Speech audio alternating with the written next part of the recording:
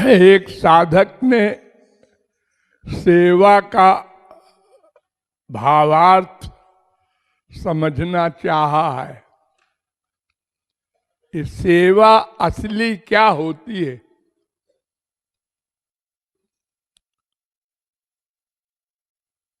सेवा वही होती है जो हम संसार में करते हैं, कोई नई बात नहीं है शास्त्र वेद में। लेकिन सेवा का अर्थ है सेव्य के लिए, जिसकी सेवा कर रहे हो उसके सुख के लिए। बस इतना सा करेक्शन करना है। हरि गुरु के मामले में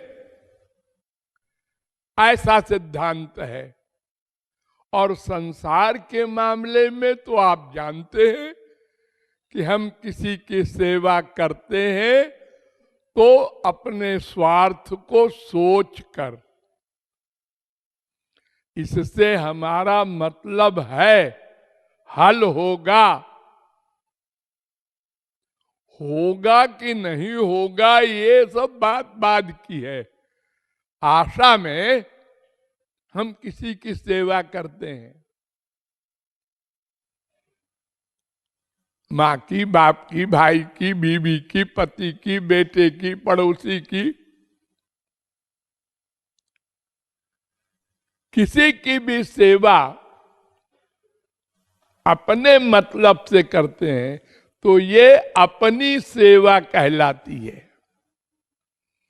और जिसमें अपने सुख की, अपने मतलब की भावना ना हो, जिसकी सेवा कर रहे हैं उसके सुख की भावना हो, वो असली सेवा, वो उसकी सेवा है। यानी एक अपनी सेवा, एक सेवा जिसकी कर रहे हैं उसकी सेवा, जिसमें अपने स्वार्थ की बदबू है।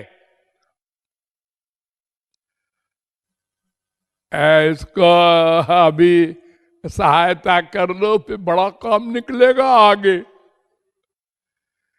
बेटे को पाल लो, उसका गंदा पाखाना साफ करो हाथ से, ये बड़ा होगा तो फिर हमारी सेवा करेगा। हर जगह मतलब स्वार्थ छुपा हुआ है। और अगर स्वार्थ सिद्ध नहीं हुआ तो फिर आप सुनते हैं, पढ़ते हैं अखबारों में, बेटे ने बाप को गोली मार दी, बाप ने बेटे को मार दिया, बीबी ने पति को मार दिया।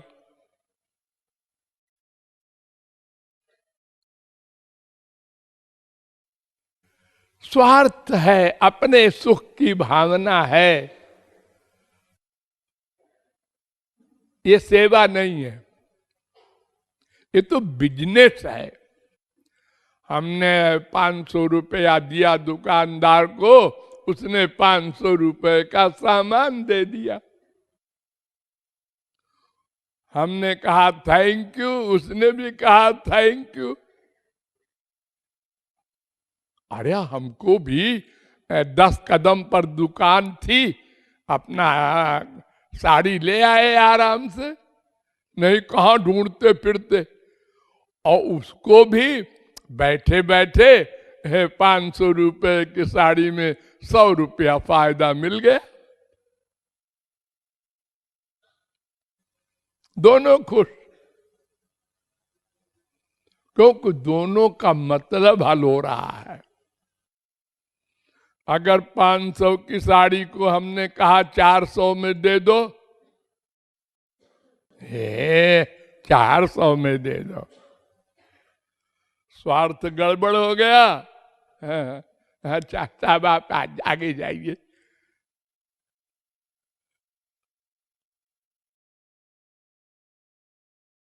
सारा संसार स्वार्थ से ओतप्रोत है, एक एक क्षण।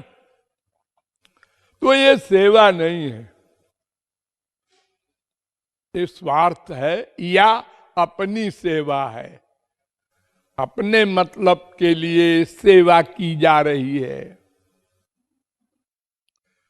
लेकिन सेवा का असली स्वरूप हरि गुरु के प्रति होता है। और नंबर 2, अगर ये उसके सुख के लिए मायाबद्ध की सेवा कोई कर भी ले, ध्यान दो, कोई कहे जी हम अपना मतलब नहीं चाहते और उसकी सेवा कर रहे हैं। कैसे?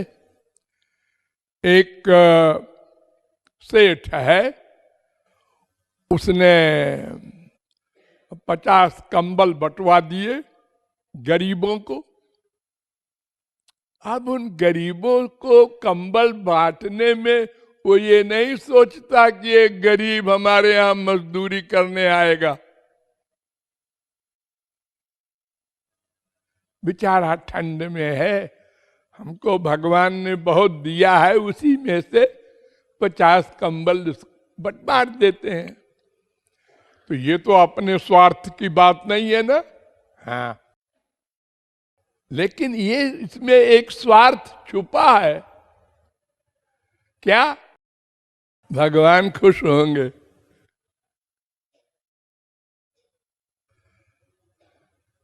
परलोक बनेगा, अगले जन्म में इसका चौगुना मिलेगा। हम दरिद्री बन के संसार में नहीं आएंगे।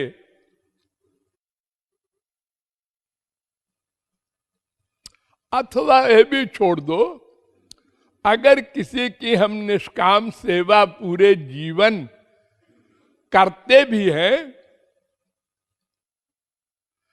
निष्काम प्रेम करते हैं मां से, बाप से, भाई से, तो मरने के बाद उसी की प्राप्ति होगी, भगवान की नहीं होगी। जिसमें मन का अटैचमेंट होगा, अरे सेवा में मन का अटैचमेंट करना होता है ना, बिना मन के अटैचमेंट के तो सेवा ही नहीं है, वो तो बिगाड़ी कहलाती है। तो उसका फल माइक है, वो निंदनीय है। इसलिए हरि गुरु की सेवा को ही सेवा कहते हैं। लेकिन उसमें भी 2 सेक्शन है। हरि गुरु की सेवा एक तो वो होती है जो अपने अनुसार हो।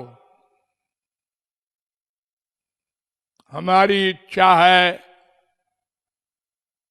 कि हम ये सेवा करेंगे, ये सेवा नहीं है, ये भी अपनी सेवा हो गई। हमारी इच्छा है, तुम्हारी इच्छा है, वो सेवा तुम्हारी हो गई। हमको तो सुख मिलेगा जब हमारी इच्छा अनुसार गुरु जी की सेवा हो। अरे नहीं, ये सेवा नहीं है। गुरु जी को डायबिटीज है, हमारी इच्छा है रसगुल्ला खाएं। गुरु जी कहते हैं मैं रसगुल्ला नहीं खाता। आप तो हमारी कभी कुछ बात मानते ही नहीं है, मूड ऑफ। अरे मूड ऑफ करे चाहे तुम मर जाए, मैं रसगुल्ला खा के जान दूंगा अपनी। ये अपनी सेवा है जो हम अपनी इच्छा अनुसार चाहें। गुरु सेवा वो गुरु के सुख के लिए सेवा होती है, भगवान के सुख के लिए सेवा होती है, अपने लिए सेवा नहीं होती। अरे अपने पैदा हुए बच्चे की ही सेवा करती है मां, तो बच्चा ठंड में कांप रहा है, कपड़ा पहना दो, रो रहा है, भूखा है, दूध पिला दो, तो ये बच्चे का सुख है ना।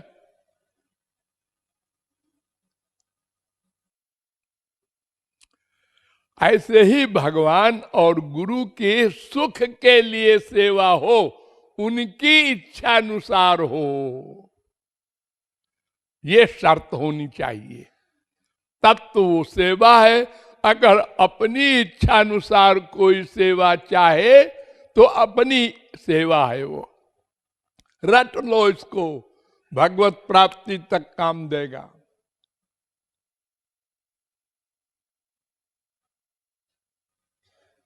ये मन इतना बदमाश है, इतना निकृष्ट है कि भगवान के एरिया में भी जाकर अपनी दुष्टता नहीं छोड़ता।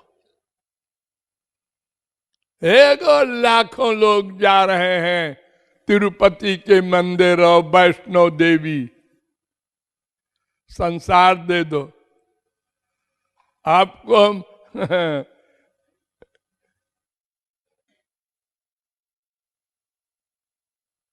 फिर दर्शन करने आएंगे। अरे हमारे दर्शन करने आओगे तो कोई कृपा करोगे क्या हमारे ऊपर? अरे चुनरी चढ़ा देंगे। है तेरी चुनरी, माइक चुनरी पहनूंगा मैं तो सत्य संकल्प हूं। लड्डू चढ़ा दूंगा हनुमान जी तुमको। ये सब गंदी भी बातें मन के अनुसार चलने के कारण होती हैं। नहीं तो बुद्धि से अगर काम करते, अरे क्या सोच रहा है, संसार मांग रहा है भगवान से, देवी देवता से, अनंत बार स्वर्ग जा चुका है, पेट नहीं भरा, एक गंदा संसार मांग रहा है।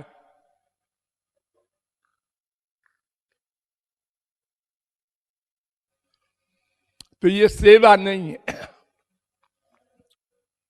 जो सेव्य के सुख के लिए उनकी इच्छा अनुसार ही हो,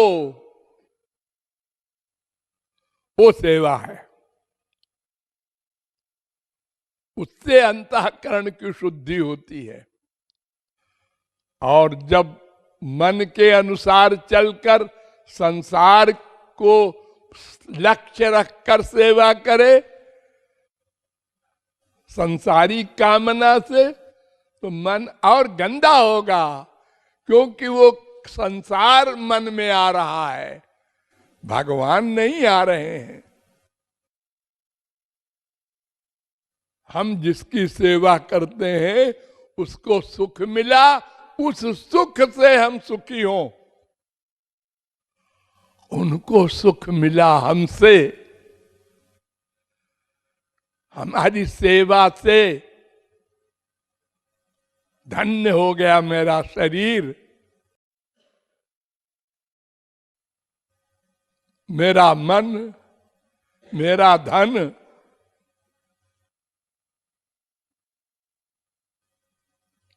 एक राजा एक संत के पास गए जंगल में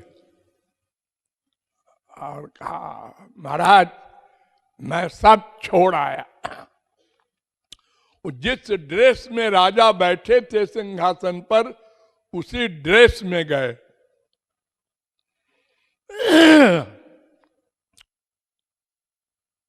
गुरुजी ने देखा और उसने कहा कि हंस के कहा, जा सब छोड़ के आ।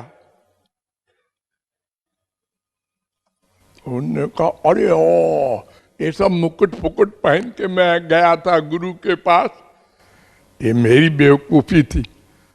सब मुकुट वुकुट छोड़ के एक नीचे का वस्त्र पहन कर गया। देखा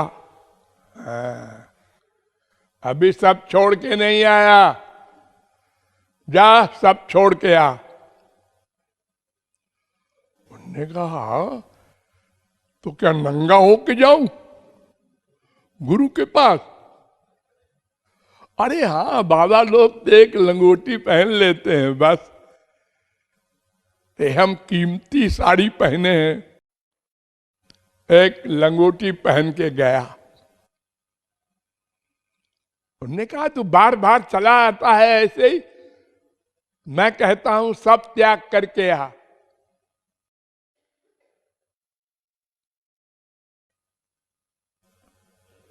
आप समझ में नहीं आवे क्या त्यागूं। तो उसने कहा गुरुजी अपनाना नहीं चाहते, इसलिए ऐसी बातें कर रहे हैं, तो अब मैं शरीर छोड़ दूंगा। तो नदी के किनारे जाकर रोने लगा। उधर गुरुजी गए थे, उन्होंने देखा, उन्होंने कहा अरे ओ राजा। वो बोले ही नहीं। उन्होंने कहा ओ त्यागी, फिर भी नहीं बोला। आप उसको चिपटा लिया, अब त्यागी हुआ है तू।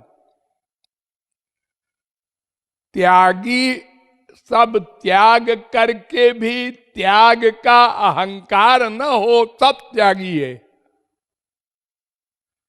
हम लोग क्या गलती करते हैं, भगवान के निमित्त आजकल हम टीवी पर देखते हैं कभी कभी तो बड़ी हंसी आती है। ये बड़े बड़े आश्रमों में क्या हो रहा है कि जो कोई दान करता है तो उसका नाम अनाउंस किया जाता है। उसने 10,000 दिया, उसने 1,000 दिया, उसने इतना किया। और वो सुनता है बैठ के वहां ऐसे देखता है चारों तरफ।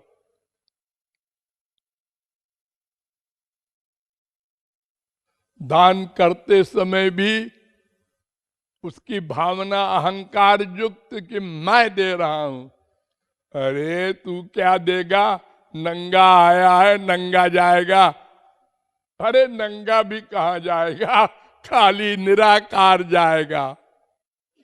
कि भगवान की संपत्ति तुझको मिली, उसमें से एक अंश दे रहा है, उसमें भी अहंकार कि मैं दे रहा हूं।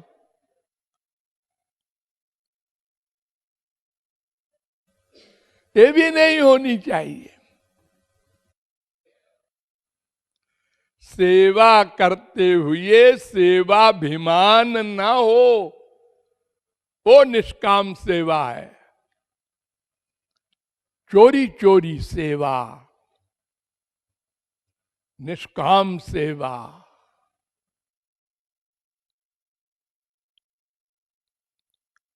कोई कोई करता है, हमारे यहां भी चुपके से 1,00,000 धर गया हमारी पलंग के बिस्तर में। अब कर्मचारियों ने देखा, महाराज जी 1,00,000 रखा है यहाँ, कौन दे गया? उससे पूछा, पता नहीं चला कौन दे गया। इन्हें गिने लोग ऐसे हैं जो अपना नाम नहीं चाहते, महाराज जी को भी नहीं बताना चाहते। ये उत्तम सेवा कहलाती है। और सेवा का स्वरूप 3 प्रकार से होता है। और क्या है हमारे पास? 3 ही चीज तो है, सीधी सी बात, गधे की अकल से। एक शरीर है, एक मन है, और एक प्रारब्ध के अनुसार या हमारे कमाने के बाद कुछ धन है, प्रॉपर्टी, संपत्ति, सामान, जिस पर हमारा अधिकार हम मानते हैं, बस यही तो है। इन्हीं तीनों से तो हम सेवा करेंगे। हरि गुरु की दिव्य वस्तु कहां से लाएंगे? और उनके पास तो सब सामान दिव्य है, दिव्यानंद का भोग है भगवान के पास, महापुरुष के पास। वो हमारा गंदा सामान लेके परमानंद नहीं प्राप्त करेंगे, लेकिन हमारे अहंकार को, हमारी ममता को मिटाना चाहते हैं। भगवान कहते हैं यच्चाति प्रियमात्मनः तत्तन्निवेदयेन मह्यम। ऐ मनुष्यो, तुम्हारा जहां अधिक अटैचमेंट हो वो मेरे निमित्त दान करो।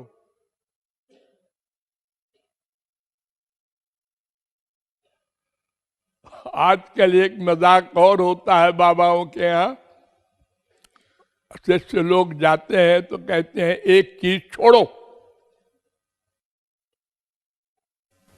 एक चीज छोड़ो, काम क्रोध लोभ मोह, ये तो नहीं छोड़ सकते महाराज।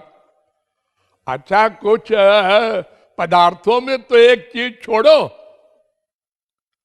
तो उसको कोई चीज पसंद नहीं है, बैगन। तो उसने कहा हाँ गुरुजी, बैगन छोड़ दिया। हाँ लिखो, रजिस्टर में भी लिखवा रहे हैं।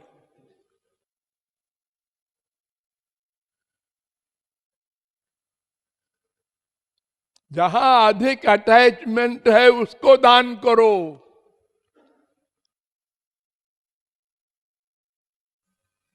तो ये तीन चीज हमारे पास है, तो तीन में एक चीज ऐसी है जो सदा हम दान दे सकते हैं, और दो चीज जो बाकी है वो सदा हर एक नहीं दे सकता।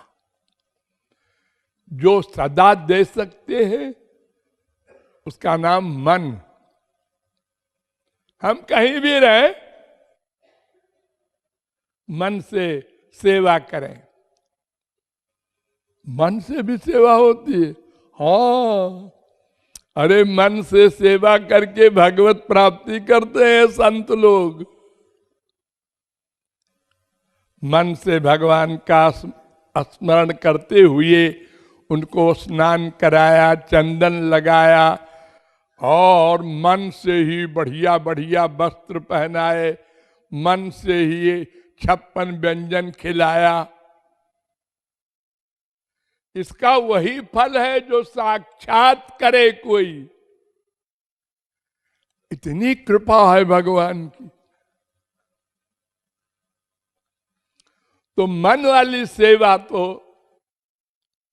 हम हमेशा कर सकते हैं और करना चाहिए, क्योंकि तन से तो हमेशा हम गुरु के पास रहेंगे नहीं, और रहेंगे भी तो गुरु के अनुयायी 1000 हैं मान लो, अब हर एक कैसे सेवा कर पाएगा?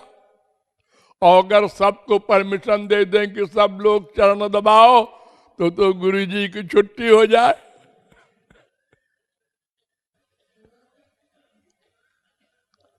वो तो कभी कभी सेवा मिलेगी। और धन से भी सब नहीं कर सकते। किसी को 2 रोटी का इंतजाम नहीं है, वो बेचारा क्या सेवा करेगा? यद्यपि शास्त्र कहते हैं कि तुम्हारे पास 2 रोटी का इंतजाम है तो 1 रोटी कम खा करके भी परमार्थ बचाओ, करो, बनाओ। लेकिन इतना बड़ा त्याग तो कोई कोई कर सकता है, लेकिन उसको दंड नहीं मिलेगा। जिसके पास है और नहीं दान किया उसको दंड मिलेगा। द्वावंभस निवेश तब्यौ गले बद्ध्वा दृढ़ाम शिलाम धनवंत मदातारम दरिद्रम चा तपस्विनम। वेद व्यास ने कहा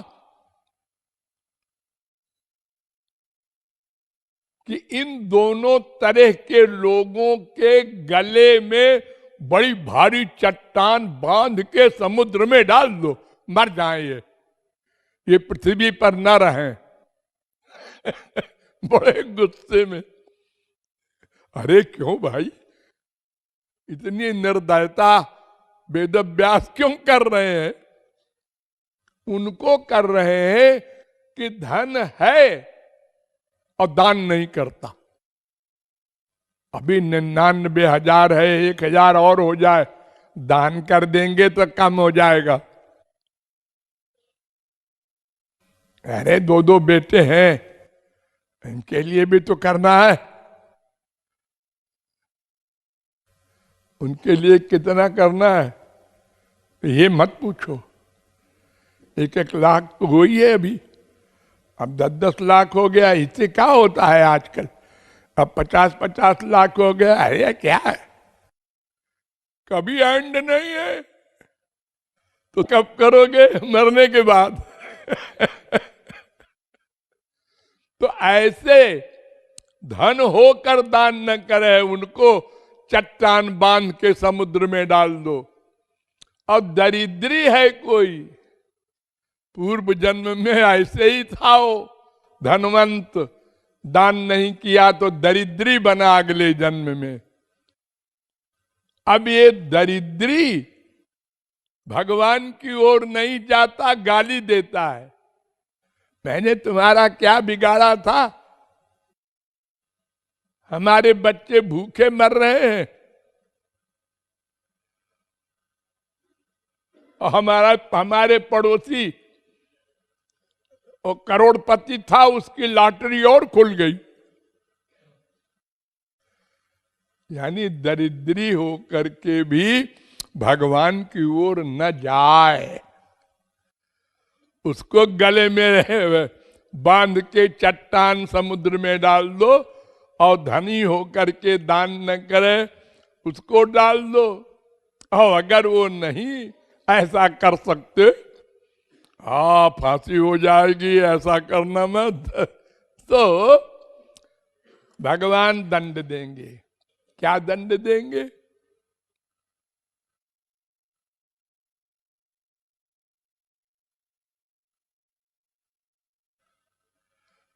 वो दरिद्री बनेगा अगले जन्म में।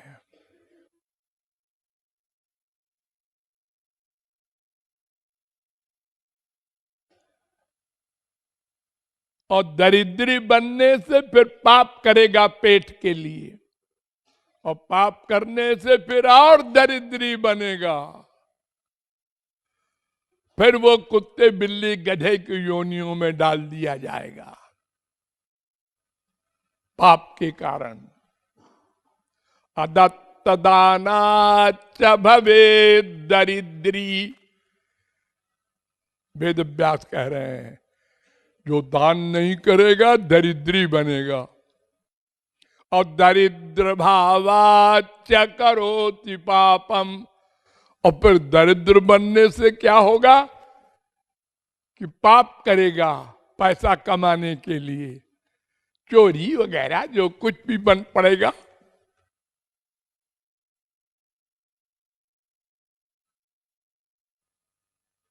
फिर पुनर्दरिद्री पुनरेव पापी। फिर और दरिद्री बनेगा, फिर और पाप करेगा, फिर मानव देह छिन जाएगा।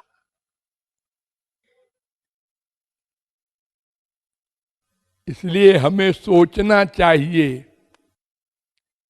कि हम निराकार, मैं निराकार जीव है, मां के पेट में बाहर से आया था, भगवान ने सब कुछ दिया, शरीर दिया, फिर बाहर निकाला, फिर मां के स्तन में दूध बनाया, फिर बाहर खाने पीने का सामान, फिर उसके बाद हम अपनी बुद्धि से सही सही भी कमाया और गलत भी कमाया,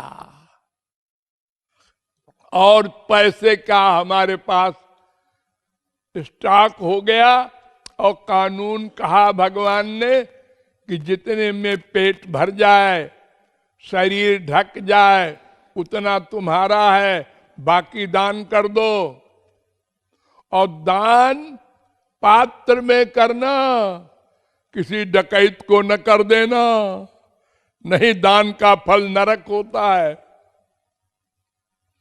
जैसे पात्र में दान करोगे वैसे ही फल मिलेगा। और 4 प्रकार के पात्र होते हैं।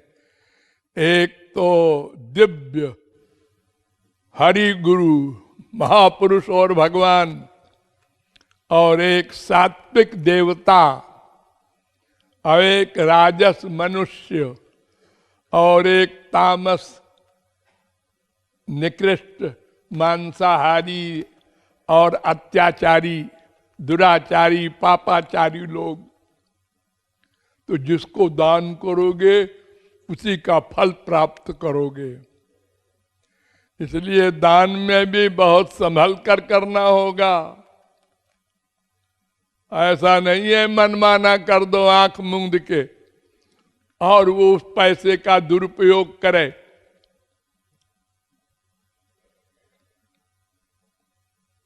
इसलिए मन से तो सेवा सदा हो सकती है, और तन और धन से अपनी अपनी हैसियत के अनुसार होती है। ये संक्षेप में सेवा का रहस्य है।